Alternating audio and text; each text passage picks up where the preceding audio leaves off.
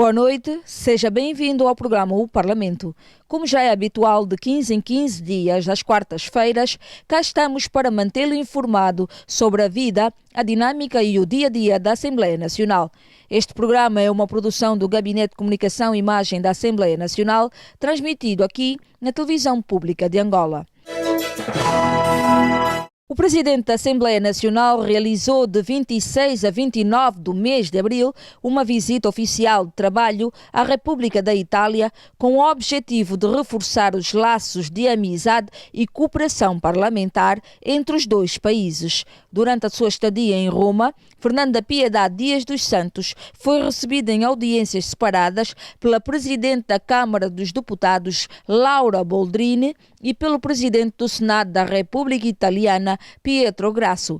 Acompanhe o essencial desta visita oficial. No encontro com a Presidente da Câmara dos Deputados, Laura Boldrini, o Presidente da Assembleia Nacional abordou assuntos de cooperação parlamentar entre os dois países, visando o reforço das relações bilaterais existentes, bem como procedeu à assinatura de um novo protocolo de cooperação. O ponto mais alto do dia de hoje foi a assinatura do protocolo de cooperação com a Câmara de Deputados. A cooperação, uma cooperação política e também da administração parlamentar. Nós vamos privilegiar numa primeira fase a troca de visitas de deputados angolanos à Itália, deputados e senadores italianos a Angola. E naturalmente, aproveitamos os 12 encontros para falarmos da organização de cada uma das nossas instituições. Nós demos uma informação da organização do nosso Parlamento, a Assembleia Nacional, e quer a Presidente da Câmara dos Deputados, quer o Presidente do Senado deram-nos uma informação da organização das suas estruturas. Já na audiência com o Presidente do Senado da República da Itália, Pietro Grasso, a conversa girou em torno da situação política, económica e social entre os dois Estados. Aproveitamos para fazer uma abordagem da situação política, económica e social dos nossos países e manifestamos a nossa predisposição de ajudar os governos a melhorarem, reforçarem a cooperação bilateral entre os dois Estados. A Itália é um parceiro tradicional. Desde a primeira hora que está connosco, nós pensamos que entre amigos há sempre a necessidade de fazermos mais. O Presidente da Assembleia Nacional esteve acompanhado por uma delegação composta por 4 deputados, o Secretário-Geral e do Embaixador de Angola na República da Itália, Florencio de Almeida. A segunda Comissão de Trabalho Especializada, que trata dos assuntos de segurança nacional, manteve um encontro com adidos de defesa da Europa, da Ásia e da América para troca de experiências concernentes aos fenómenos de imigração, de terrorismo e suas consequências. Confira os factos. O presidente da segunda Comissão de Segurança Nacional da Assembleia Nacional, deputado Roberto Leal Monteiro Ngongo, recebeu os adidos de defesa da Europa, Ásia e América, acreditados em Angola. O encontro serviu para a troca de experiências sobre os fenómenos de imigração, de terrorismo e suas consequências, no momento em que o Parlamento prepara a lei sobre a prevenção e combate ao terrorismo, cuja proposta de lei, de iniciativa do titular do Poder Executivo, foi aprovada no passado dia 13 de abril, em Conselho de Ministros. Nós estamos a preparar a lei de prevenção e combate ao terrorismo. Posso vos dizer que vocês fizeram uma grande contribuição e também estão aqui alguns juristas, porque essa parte também é parte legal, é sobretudo parte legal. Sabemos que vão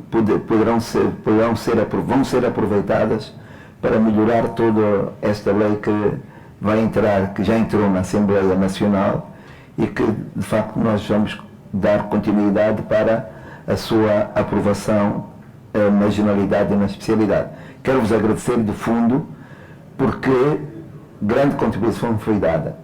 pronúncio do terrorismo e da imigração ilegal em África foi apresentado pelo chefe do Estado-Maior-General Adjunto da SFA para a área operativa e de desenvolvimento, General José Luís Caetano de Souza. O trabalho de terrorismo é um trabalho que é feito com muita preparação e isso requer tempo.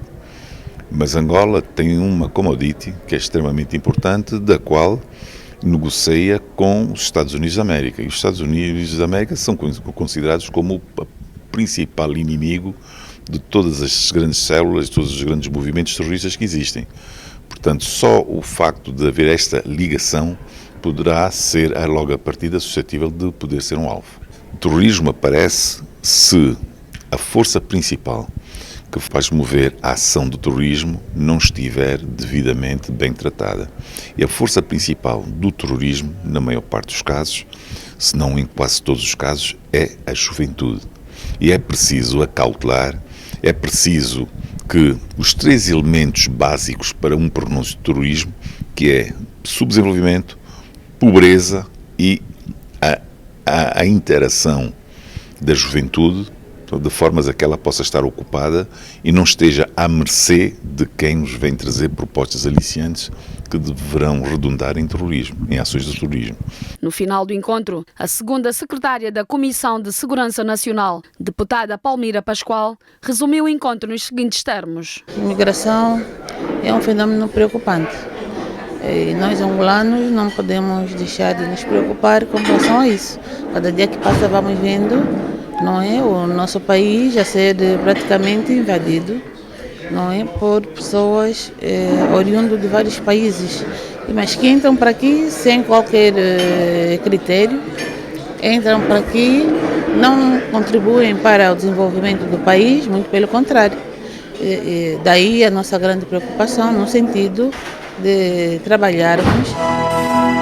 Numa visita de constatação à Benguela, deputados da 6ª Comissão de Trabalho Especializada da Assembleia Nacional foram recebidos pelo governador Isaac Maria dos Anjos e inteiraram-se da situação da província, fundamentalmente dos municípios da Catumbela e Lubito. Com o propósito de se inteirar sobre as ações levadas a cabo pelo governo provincial de Benguela referentes aos setores da educação, cultura, assuntos religiosos e comunicação social, uma delegação da 6ª Comissão de Trabalho Especializada da Assembleia Nacional esteve na passada semana a fazer um trabalho de auscultação pela província numa visita que durou 2 dias.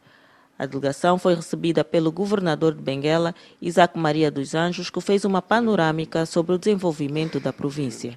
Temos algumas escolas para serem concluídas no Lubito. Até o final deste ano esperamos podermos concluir mais 4 escolas no Lubito. Portanto, temos escolas de 20 salas. Temos uma escola do BAD, aquela última que fomos ver, que é de 24 salas. Começamos a fazer os pagamentos, porque já começa a haver alguma dotação orçamental. A empresa já retomou os serviços para ver se a gente consegue aumentar o número de salas disponíveis para a comunidade. Terminamos de completar agora o registro eleitoral. Portanto, está fechado o processo. Foi possível irmos até onde foi possível e termos os números que permitem que a província esteja classificada como a 3ª praça eleitoral. Os parlamentares que incidiram a sua visita nos municípios de Benguela, Lubito e Catumbela puderam aferir as condições de algumas instituições de ensino, como o Instituto Politécnico Martins Ferreira, no Lubito, o Instituto de Administração e Gestão, IMAG, na Catumbela, para além das universidades Jean Piaget e Catiavala Buila, no município de Benguela. Ainda no município sede, os deputados visitaram alguns órgãos de comunicação social, como a Rádio Benguela, as instalações da TPA e estiveram também na Rádio Mais, no município do Lubito. Neste último, os parlamentares tiveram um encontro com autoridades tradicionais que prestaram informações sobre as condições sociais e econômicas das comunas daquela província. De volta à província de Benguela, foi a vez de ouvir os representantes das igrejas reconhecidas em Angola que mostraram-se preocupados com a perda de valores morais na província. Encabeçando a delegação parlamentar, o presidente da 6ª Comissão, deputado Francisco de Castro Maria, fez o balanço da visita. E ficamos com a sensação de que aqui e acolá, portanto, Benguela está a desenvolver-se cada vez mais, mas com algumas dificuldades. Portanto, algumas instituições que visitamos, sobretudo a Universidade de Catiavala-Buila, preocupou-nos o facto de algumas unidades orgânicas que compõem esta instituição do ensino superior, as suas instalações estarem em estado de degradação. É um trabalho que naturalmente precisa ser visto, uma questão que precisa ser visto para se exigir um projeto, aliás, no sentido de recuperação dessas infraestruturas.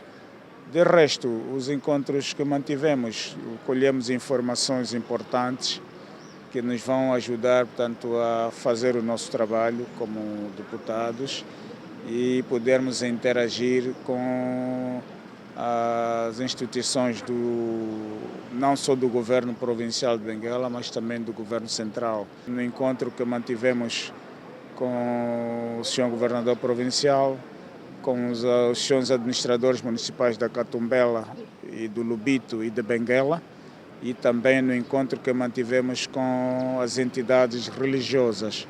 Portanto, deram-nos inputs necessários para aquilo que pretendíamos melhor na prossecução do nosso plano de visitas à província de Benguela. E continuamos pelas províncias. Desta vez, a província do Huambo recebeu igualmente uma delegação parlamentar afeta a 6ª Comissão de Trabalho Especializada da Assembleia Nacional. O deputado Boaventura Cardoso chefiou a missão. O setor da educação, cultura, assuntos religiosos e comunicação social tiveram na agenda de visitas dos deputados da 6ª Comissão de Trabalho Especializada da Assembleia Nacional. Na província, os parlamentares mantiveram encontros de trabalho com a Direção Provincial da Educação, Ciência e Tecnologia, onde lhes foram apresentados dados sobre a evolução e caracterização da educação no Huambo. A reitoria da Universidade José Eduardo dos Santos e a futura cidade universitária foram igualmente visitadas pela delegação parlamentar. O vice-presidente da Comissão, Boaventura Cardoso, avançou que, apesar das dificuldades, os setores têm observado melhorias. Nós saímos daqui muito bem impressionados com todo o trabalho que está a ser feito no setor da educação. Visitamos no período da tarde, período da manhã, digamos assim, a Direção Provincial da Educação, e agora tivemos um encontro com a reitoria da Universidade José Eduardo dos Santos. No segundo e último dia de trabalho na província do Huambo, os parlamentares mantiveram um encontro com a Direção Provincial da Comunicação Social e visitaram as instalações da Televisão Pública de Angola, Rádio Nacional, Angope e Jornal de Angola. A diretora provincial da Comunicação Social, Dolina Miguel, falou do atual momento do setor e destacou o impacto do pacote legislativo da comunicação social no Huambo. Então, estamos meramente satisfeitos com o recente investimento feito pelo governo na aquisição de novos emissores para a televisão. Chegamos agora a uma percentagem de 70%.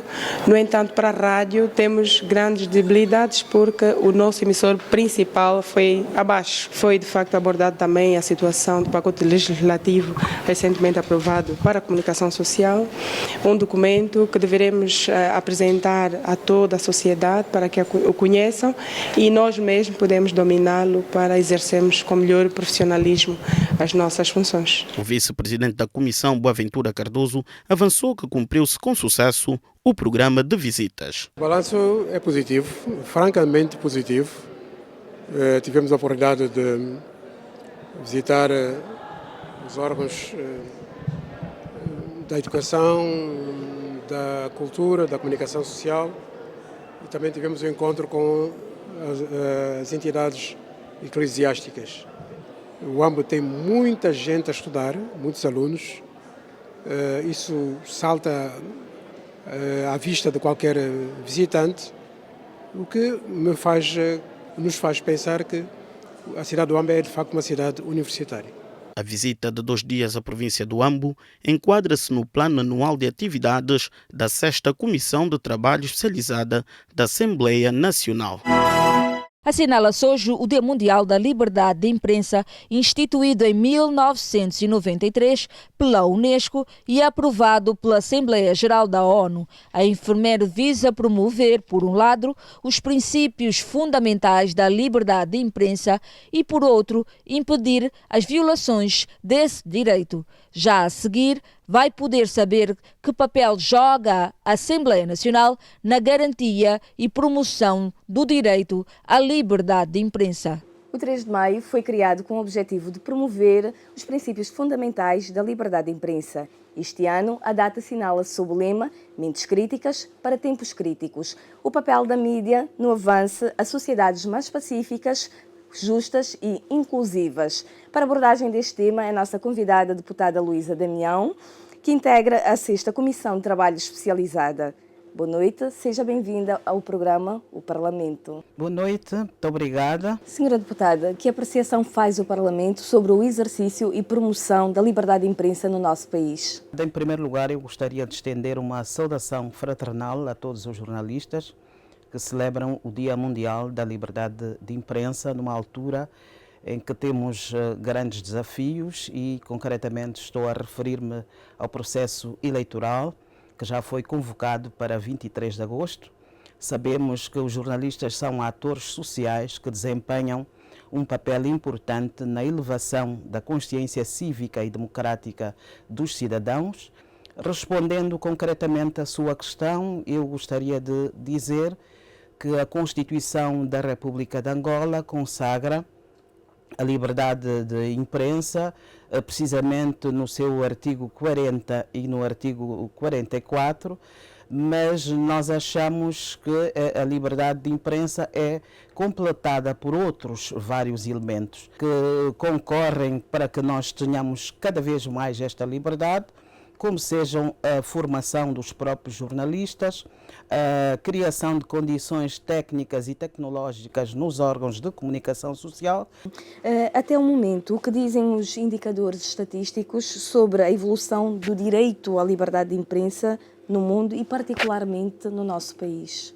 Os indicadores levam-nos a fazer uma introspeção sobre, efetivamente, os progressos que já fizemos, o que é que ainda temos que fazer no sentido de melhorarmos cada vez mais este pressuposto, com uma informação mais plural, uma informação mais responsável, uma informação mais humanizante, uma informação que efetivamente ajude os cidadãos a compreenderem a realidade multicultural do nosso país, a compreenderem também o desenvolvimento econômico, a cimentar a unidade nacional. Consta dos 17 Objetivos de Desenvolvimento Sustentável até 2030, a garantia do acesso público à informação e a proteção das liberdades fundamentais, em conformidade com a legislação nacional e os acordos internacionais.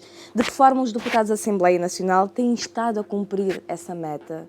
Bom, os deputados têm estado a cumprir através da legislação. Ainda há bem pouco tempo nós aprovamos o pacote legislativo da comunicação social, que foi um pacote que foi levado à consulta pública, que contou com o concurso de vários atores sociais, por forma a enriquecerem este pacote. Depois da legislação, obviamente, que tem que vir a regulamentação, e é desta forma que a Assembleia Nacional contribui para que efetivamente possamos ter uma informação mais plural, possamos respeitar também os princípios éticos e deontológicos e proporcionar uma maior democratização da informação. Os jornalistas são educadores por excelência dentro da sociedade, prestam um grande contributo na sociedade e nós devemos continuar a prestar atenção neste sentido. Falou aqui da aprovação do pacote legislativo da comunicação social e que vantagens trará do ponto de vista da proteção do direito à liberdade de imprensa? Este pacote terá várias vantagens, teremos maior democratização da informação, cumpriremos com maior rigor aqueles que são os princípios básicos do jornalismo, no sentido de também credibilizarmos mais a nossa informação e também saber quem efetivamente é jornalista. É por isso que existe um estatuto de jornalista. Tanto quanto eu sei, esta legislação foi publicada já em Diário da República. Pensamos que outros passos subsequentes serão então a regulamentação. Os jornalistas têm estado a trabalhar mais ao serviço da cidadania e do pluralismo da informação? Eu penso que há exemplos nesse sentido. Nós assistimos a mais pluralidade nos órgãos de comunicação social, assistimos mais ao princípio do contraditório, temos mais debate, temos mais programas de opinião e pensamos que é um esforço que deve ser valorizado neste sentido, e esse esforço deve ser acompanhado também com a implementação de medidas técnicas e tecnológicas que nós assistimos já, que está a ser levado o sinal da rádio e televisão aos lugares mais recônditos. Isto são provas evidentes do esforço que está a ser feito. É claro que também existem aqueles que não se pautam por uma informação objetiva, por uma informação rigorosa. E nós aprendemos na academia que a informação são factos e os factos devem ser tratados. Mas hoje em dia, com o surgimento também das redes sociais, às vezes as pessoas querem ser as primeiras a divulgar uma informação e a informação nem sempre tem o tratamento necessário. É por isso que nós aprendemos a responder às perguntas do LIDE, o quando, o como, o porquê, onde é que aconteceu, para termos uma informação tratada e oferecermos aos cidadãos uma informação de qualidade. Alguma mensagem que queira deixar à classe jornalística? Eu exorto os jornalistas para continuarem com o brilho profissional que os caracteriza, a levarem a informação aos cidadãos, a contribuírem para termos uma comunicação social que responda efetivamente às expectativas dos cidadãos e que possa levar uma mensagem clara da Angola que está a ser construída, da Angola que está em desenvolvimento. Muito obrigada, Sra. Deputada. Chegamos ao fim da nossa entrevista e terminamos com o apelo da deputada Luísa Damião para um jornalismo mais plural, isento e que exalte os valores da cidadania e do pluralismo de opinião. Celebrou-se a 1 de maio do ano em curso o Dia Internacional do Trabalhador. A história remonta que em 1886 realizou-se uma manifestação de trabalhadores nas ruas de Chicago, nos Estados Unidos de América, com o objetivo de reivindicar a redução da jornada laboral para 8 horas diárias. Atualmente, os despedimentos anárquicos, a falta de celebração de contratos de trabalho, bem como a não inscrição de funcionários na segurança social, são alguns elementos que, na maioria dos casos, geram conflitos laborais. No nosso espaço reservado Voz do Cidadão, vamos falar sobre o papel do Parlamento na mediação dos conflitos laborais.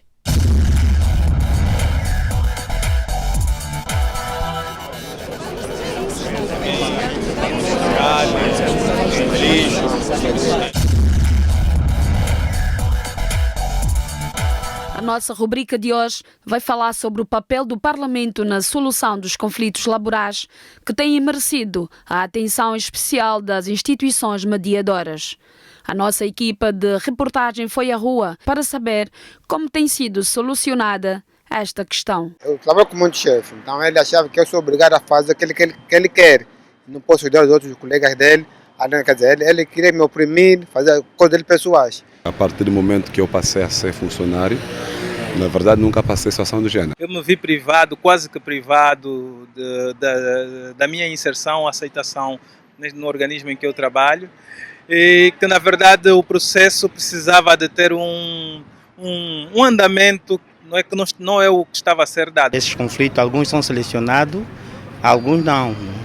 E existe órgão para defender, para resolver esses conflitos. Não estou informado sobre a questão e seria bom que nós, os cidadãos, fôssemos informados. No caso de haver alguma desavença, algum conflito, sabermos a quem exatamente devemos recorrer para apresentar esse tipo de situação. E para melhores esclarecimentos, convidamos o deputado Fernando Heitor, presidente da 8ª Comissão de Ciência e Tecnologia, Trabalho e Segurança Social. As principais causas têm sido os atrasos no pagamento dos salários. O não cumprimento das obrigações com a segurança social. Trabalhadores que estão enquadrados em várias empresas descontam para a segurança social, mas depois a entidade patronal não leva ao Instituto Nacional de Segurança Social os valores, portanto, descontados. Más condições de trabalho. Em vários casos há más condições de trabalho. E também há aquelas obrigações por parte dos trabalhadores que não são suficientemente cumpridas. Por exemplo, há muito absentismo. O trabalhador pode desencadear várias ações. Portanto, se ele se sentir lesado no local de trabalho, ele deve procurar primeiro informar o sindicato ao qual pertence. Portanto, é por isso que é sempre bom que, e nós salientamos isso nos encontros que tivemos com os sindicatos, nós visitamos quase todos os centrais sindicais do país, e nós aconselhamos sempre a fazer um esforço no sentido de mobilizar o trabalhador, falando das vantagens em ele estar sindicalizado. Portanto, quando surgem os conflitos, é mais fácil defender-se um trabalhador sindicalizado do que um trabalhador que não é conhecido no sindicato. As comissões, em razão da matéria, na pessoa do presidente ou vice-presidente, as figuras da hierarquia mais altas, podem, no uso da sua boa-fé, fazer contatos quer com o sindicato, quer com a entidade patronal, a direção, portanto, das empresas e das instituições, para, enfim, utilizar, aconselhar a utilização do diálogo, não é verdade? Esclarecer esta ou aquela cláusula da Lei Geral do Trabalho que está a ser mal interpretada ou mal entendida, não é verdade? Portanto, é neste quadro da aproximação e da busca das vias do diálogo para dirimir conflitos que o presidente ou o vice-presidente da comissão podem eventualmente utilizar. Há aquelas petições dos cidadãos que às vezes não vão para o local próprio, que é a 10ª comissão, aparecem aqui na 8ª comissão. E nós, nesses casos, quando vimos que é um assunto com alguma gravidade, nós encaminhamos para a comissão a quem de direito. E é com os esclarecimentos prestados pelo deputado Fernando Heitor, na nossa rubrica A Voz do Cidadão, que chegamos ao fim do programa de hoje. Daqui a mais 15 dias, voltamos para mantê-lo sempre atualizado sobre os trabalhos desenvolvidos pela Assembleia Nacional. Não se esqueça de acompanhar o Parlamento na próxima quinta-feira, às 7h30, na Rádio Nacional de Angola. Consulte a nossa página da internet em parlamento.ao para manter-se mais informado. O Parlamento mais perto de cada angolano. Boa noite.